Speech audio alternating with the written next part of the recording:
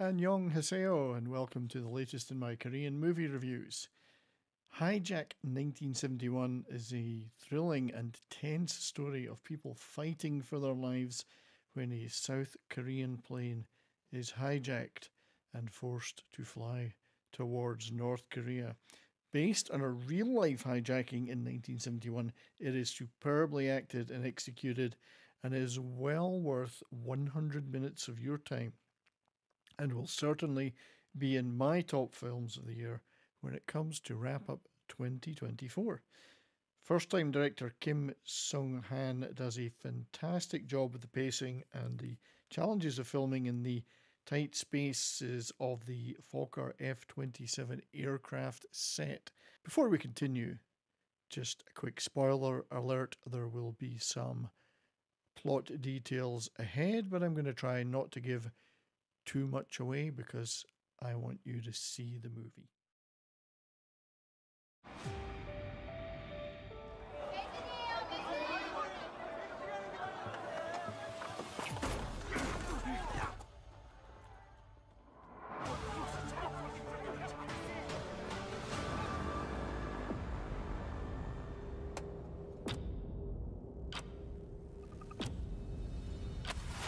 셋, 둘, 하나.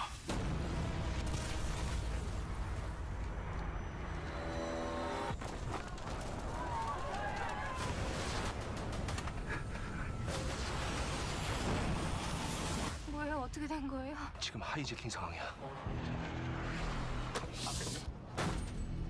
지금부터 이 비행기 이북 간다. 즉시 남쪽으로 선회하라.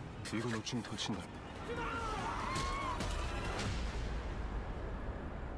쓰레기들은 다치게 하지 마, 제발 부탁이야. 신분증 다 파기시켜. 못 돌아올 수도 있어.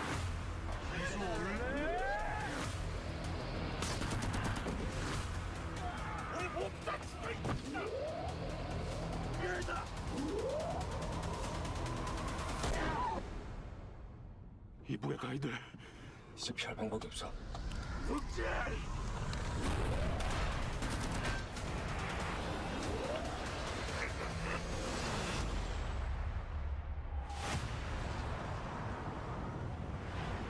The movie opens with an earlier 1969 hijacking, also based on a real life incident where a South Korean airliner is forced to fly over the border and land in North Korea.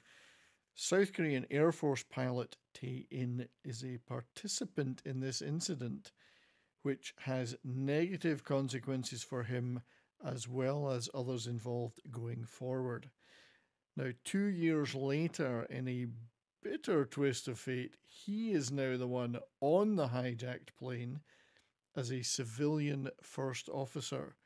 Now, Tae-in is played by the always excellent Ha Jung-woo, who I have talked about many times and was the star of my favourite movie of 2023, Ransomed, amongst many other great movies. He is able to portray the humanity and the quiet determination of Tae-in so well. Now, the flight in question is flying from the small Sokcho Regional Airport in eastern South Korea to Seoul. And many of the passengers we see have never been on a flight before, and in a moment of light relief before the heavy action begins, there is a race to board the plane to get a seat, and the crew longingly speculate on the future introduction of reserved seating. And it was kind of interesting to see a glimpse back into the aviation of, particularly of smaller regional aviation of the very early 1970s. Now, one of the passengers is an embittered brother of someone involved in the 1969 hijacking, whose life has been a bit of a torment ever since, accused of being a communist and persecuted by others in his town because of his brother. He hijacks the plane armed with a knife and homemade bombs and orders it to fly to North Korea so that he can reunite with his brother. Now, the hijacker is played brilliantly by Jin-goo. He's so good, and it's hard to believe that this is the same guy who plays the sweet romantic lead in Hotel Del Luna. He does a great job. Once the hijacking begins, it's a fight for survival with a damaged plane, a hijacker with nothing to lose, and a South Korean Air Force determined not to let another plane go north.